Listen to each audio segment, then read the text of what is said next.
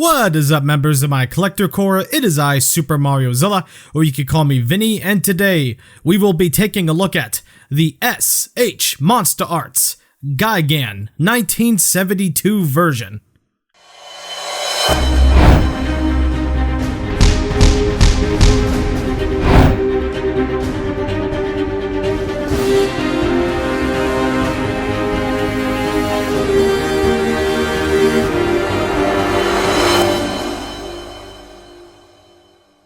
Gigan was revealed on Godzilla's 68th birthday, which was the same year as Gigan's 50th anniversary, so perfect time to reveal the classic version of Gigan. The stars aligned for this moment.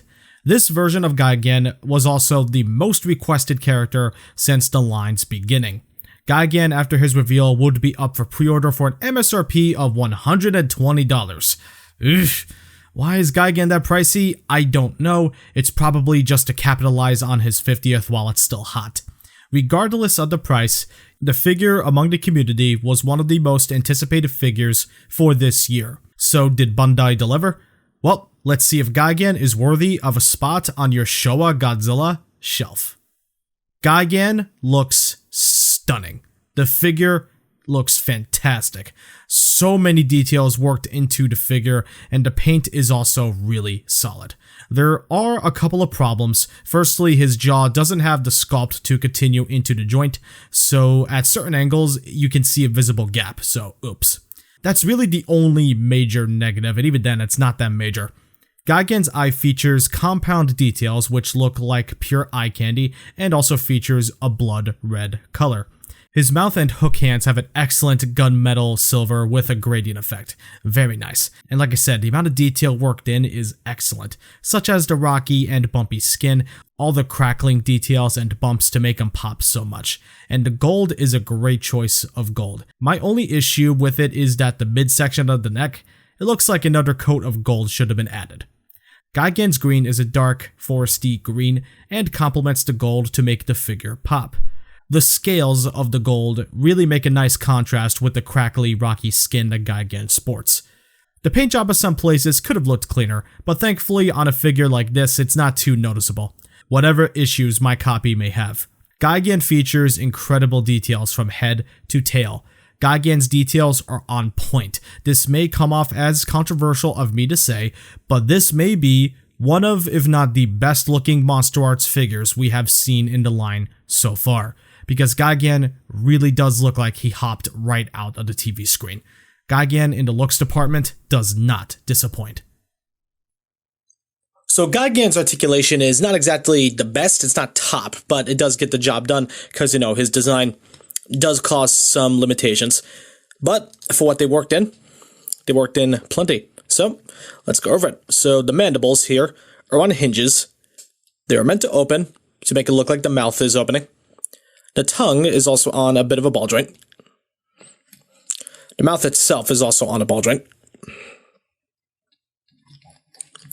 We have ball joints here, here, and here. So in total, Gigan can look this far down, which is pretty good, and can look a pretty good ways up. But of course it's on ball joints, so we do have a bit of lean, and he can look side to side.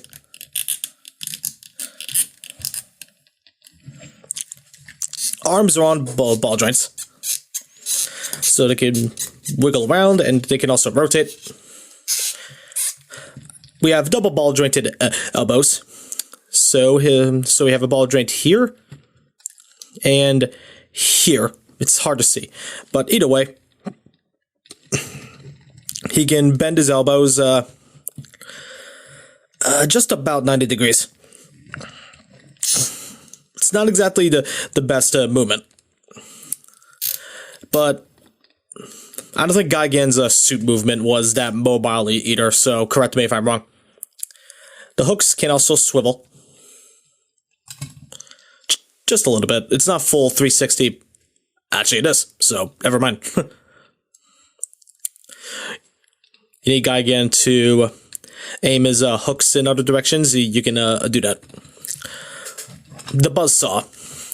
It's not real articulation, It's more so for like adjustment reasons, but I guess if you're doing stop motion, you can like make it look like it's vibrating rapidly. So just look closely. Up, down, up, down, up, down, up, down. Yeah, stuff like that. However, because of the design, there is no torso or waist movement at all, which is fine, because I'm not sure how you could have worked that in. Anyway, legs. They're on ball joints, so he can kick just about this far forward.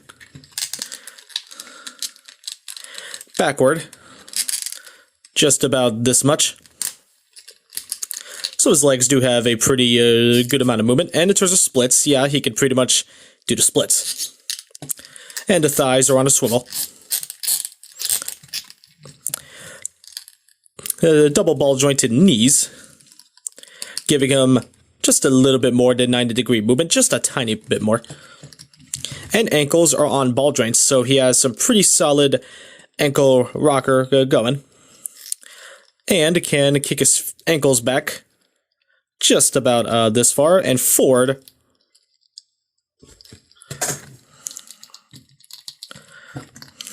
It's a decent amount forward. It's a decent amount. It's not the best amount.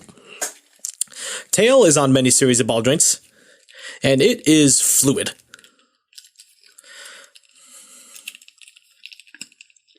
I mean, some parts do like to pop off easily, on mine at least. But either way, this is a super flexible tail.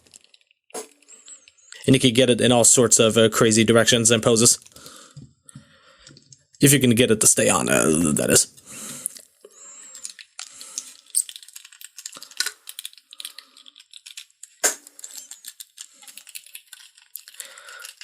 Pretty cool.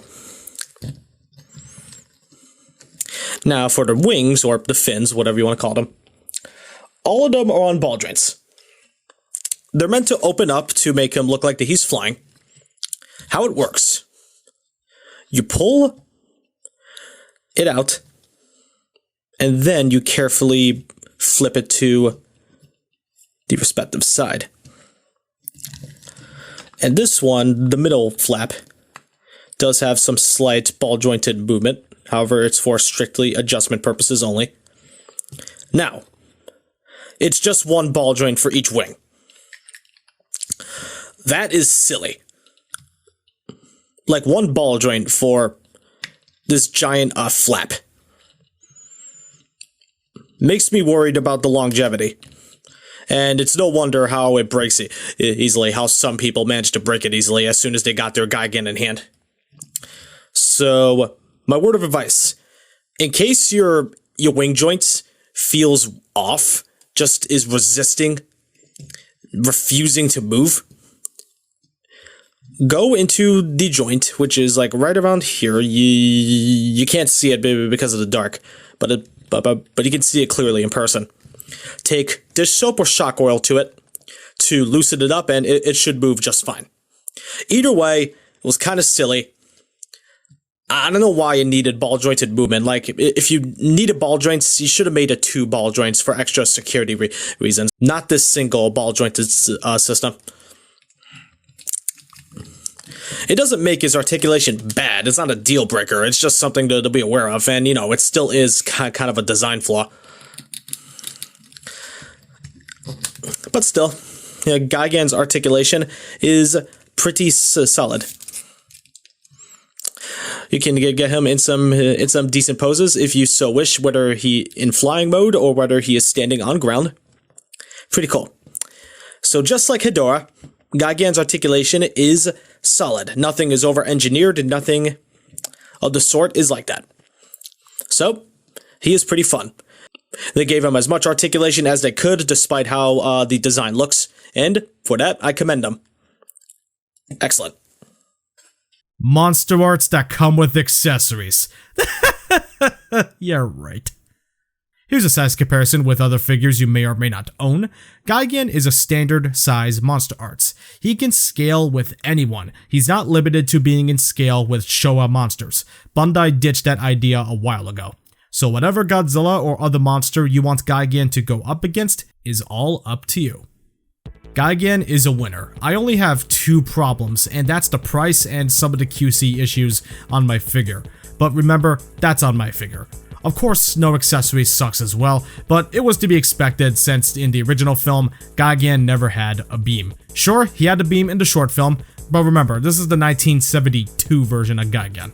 Well, those are my only negatives. This figure is a must-have for any Godzilla collector. He makes for a great piece, and again, may very well be best looking MonsterArts in the line so far, and his articulation is what was to be expected. Posable for what the design can allow, but still has great movement. I know it sounds like I'm gushing. Point is, I recommend the figure. Get him before it's too late, and if the price scares you away, wait for a deal. Full price or not, Gigan fans will love him. I know I do. I love him. Gigan will get an 8.5 out of 10.